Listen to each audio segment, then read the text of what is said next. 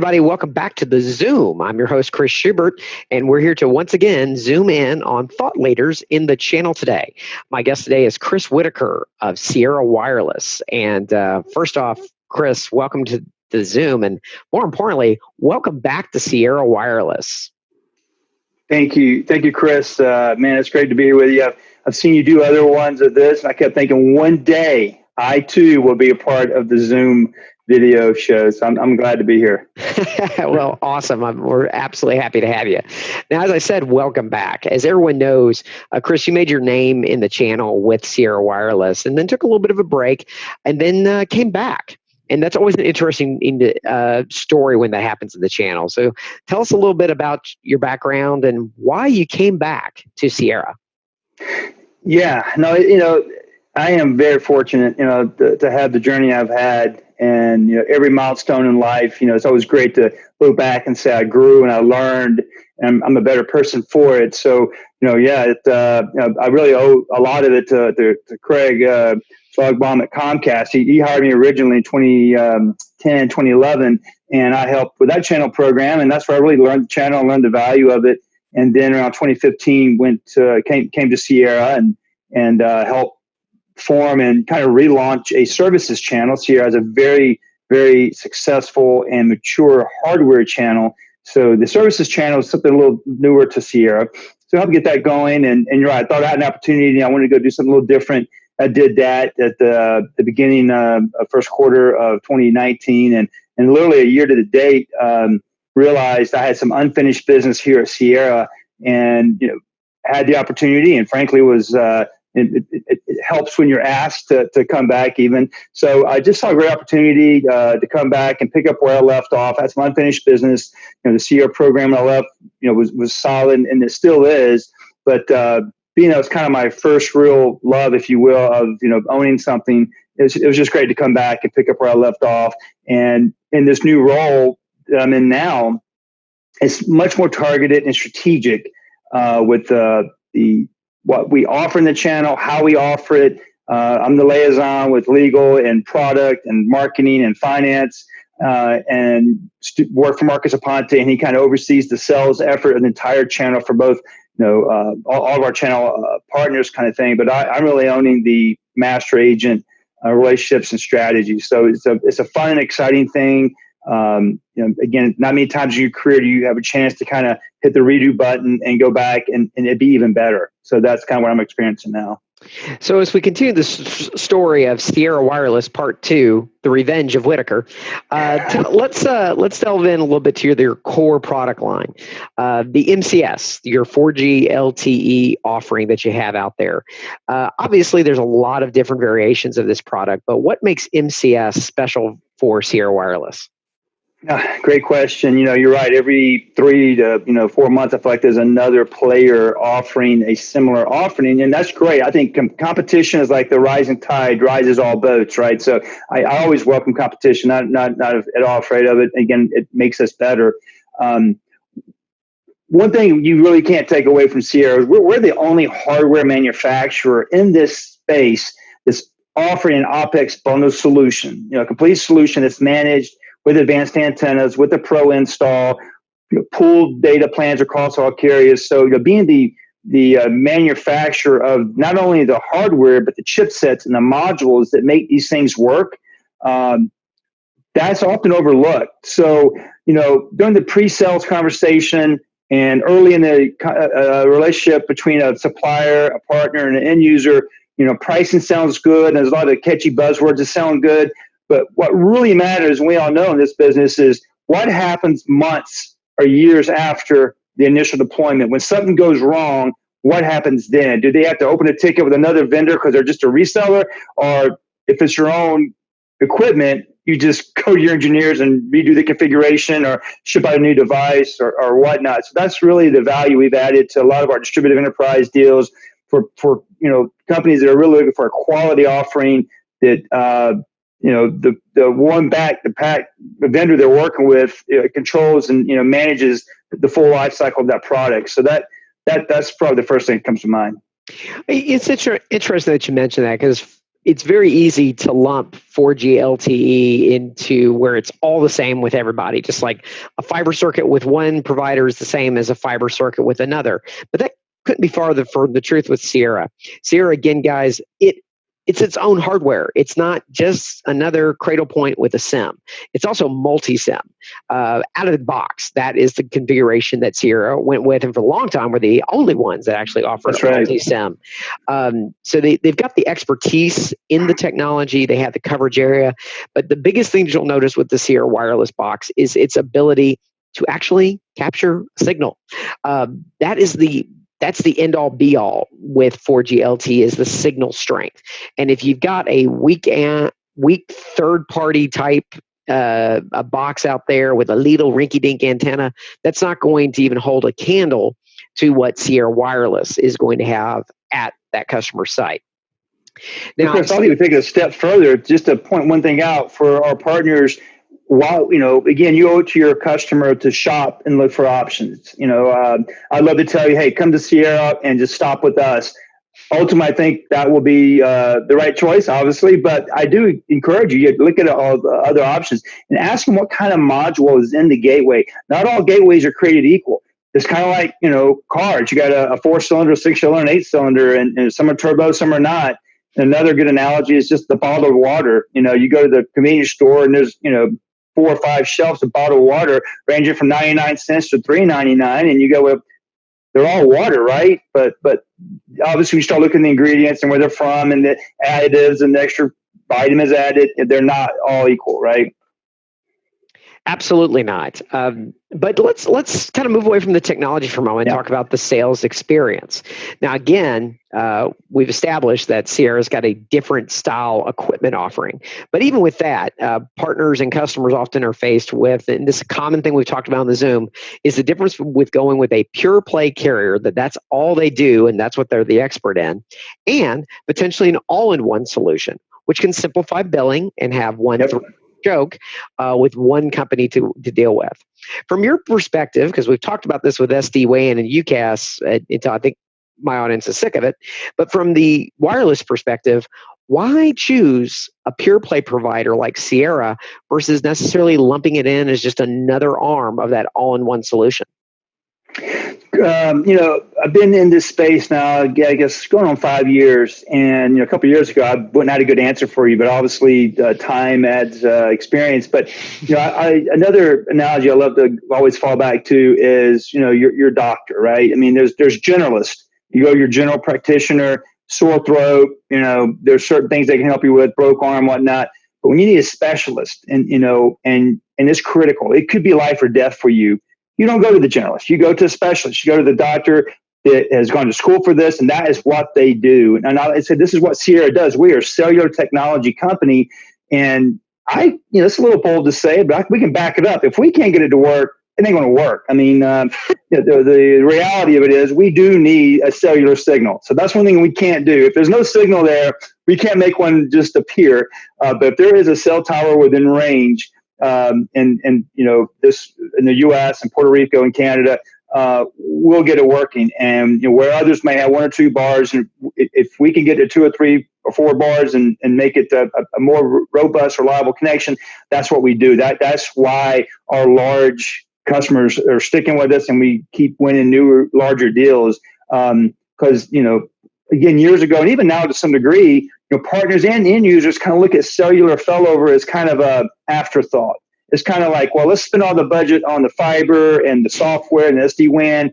Oh, I got $30 a month, $30 a month left for 4G failover or something. Well, is it really going to do what you need when you need it? Or are you just checking the box that it fit the budget? So that's where we encourage our partners to, ask the tough questions, look for proof of concepts.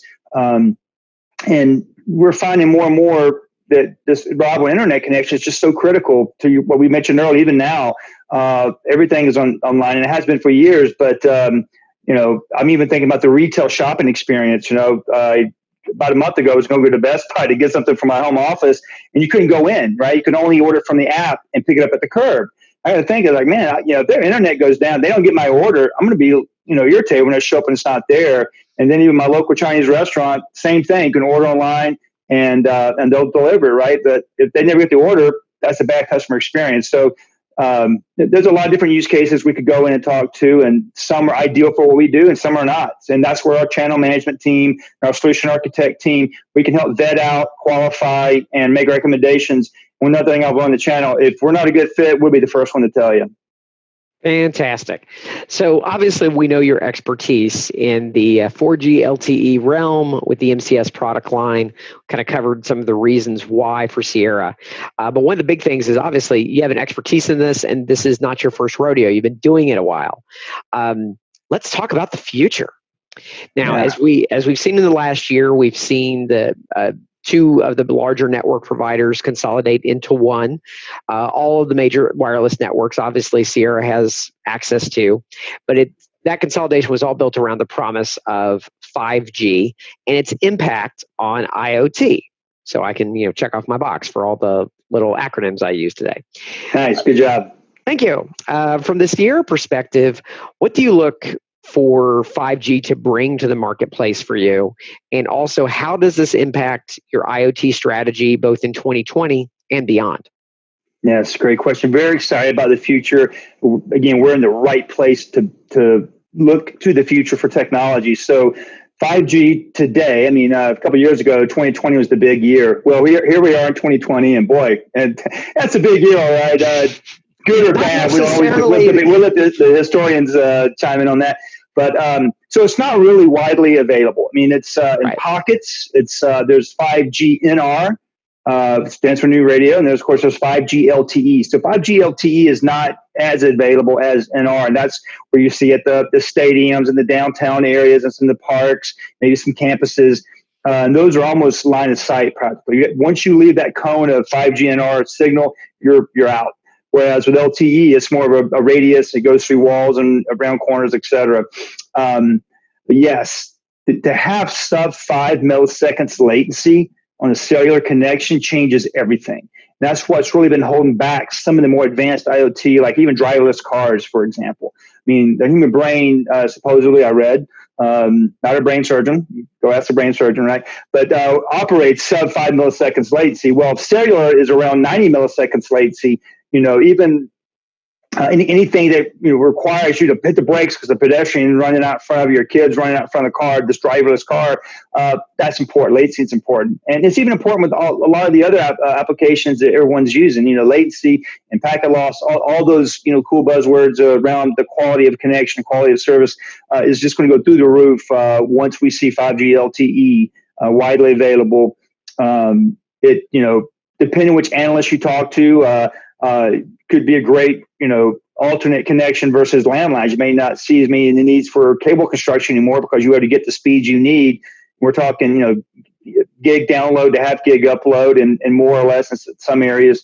It's going to be exciting times. And on IoT, to touch on that, Sierra has deep experience in that whole machine IoT area because a lot of our modules not only go into gateways, but they go into sensors and other IoT devices. So what we're working on currently, we're kind of rebooting our IoT offerings to be more channel friendly and channel ready. We're doing these things today, and we have been doing them, but it's really more through resellers and aggregators and VARs. So for our channel partners, to be able to sell it, IoT is complex. So on the surface, it sounds real simple, but every need, every use case is pretty customized. Generally at the software level, hardware is hardware, but what these things are talking to and what APIs are needed and what configurations are needed, that's where it gets really problematic to have a rate card and say, well, on the surface, this is what it's going to cost. So, but we have, we're taking some stuff like fleet tracking, asset tracking, and we're bundling these to be more off the shelf and partner ready. And that's going to be more of a Q4 offering. So I'm really excited where our team is so close to the finish line to launching that.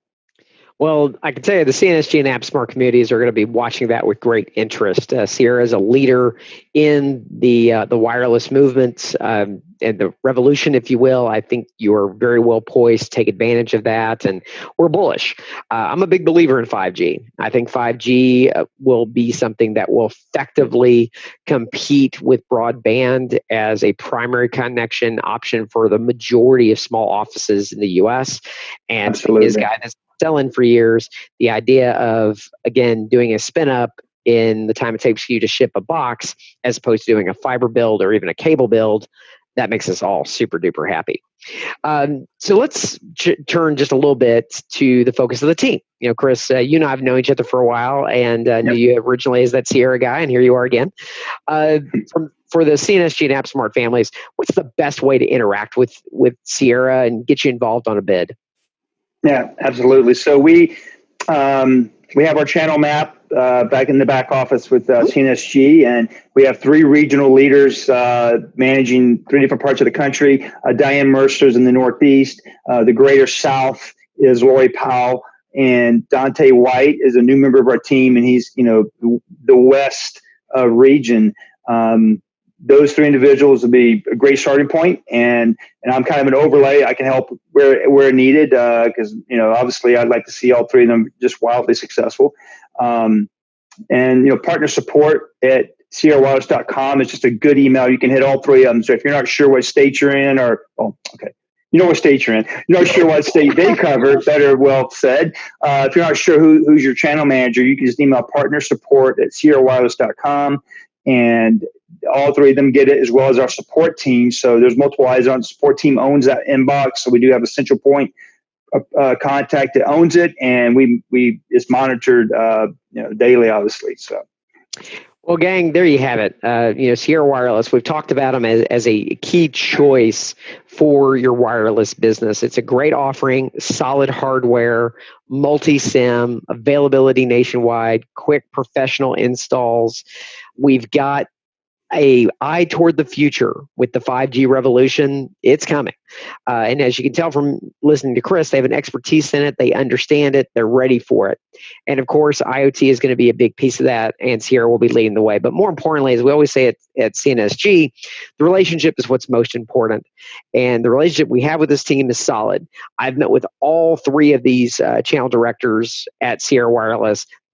They're top of the game folks. So whether you're dealing with Lori, Diane, the wild man Dante out west, or Chris, you've definitely got a good team to work with to take in that next step of the wireless revolution.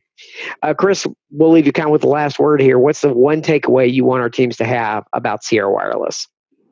Well, first, again, thank you so much for letting me be a part of this. As always, I know it's every agent wants to offer the best solution for their customer, but if you can make some extra money in the process, that's never a bad thing. So we have a very robust SPIF program that we're in now, and you didn't hear it from me, but it's going to continue on even past this quarter. So bring us opportunities. We love to work with you on that. We also have a remote worker program where we have, some parts of the country, as we know, just don't have cable, and they're working remote, and we can help fashion and form a configuration for that home remote worker. We also have FirstNet. I didn't really get into that much, but FirstNet for the partners that sell to law enforcement, EMS, even some utility companies. It's a special network just for emergency situations. The AT&T has, so we're a vendor of that, and we can offer an OpEx offering there as well. So it's a new revenue stream. If you're not currently selling that space, we could talk to you more about it once we connect. Good stuff there, Chris. Thank you again for being a part of the Zoom. And for our viewers and audience at home, we'll see you next time. Thanks all. Thank you.